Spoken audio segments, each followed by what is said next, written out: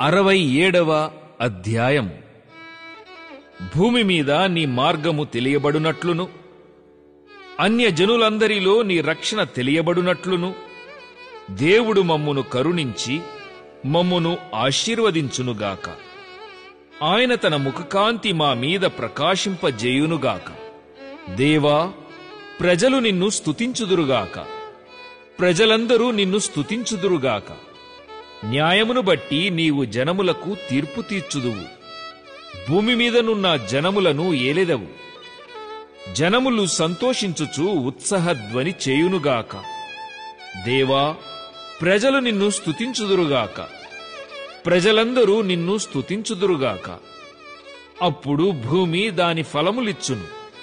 దేవుడు, మా దేవుడు మమ్మును ఆశీర్వదించును. దేవుడు మమ్మును దీవించును.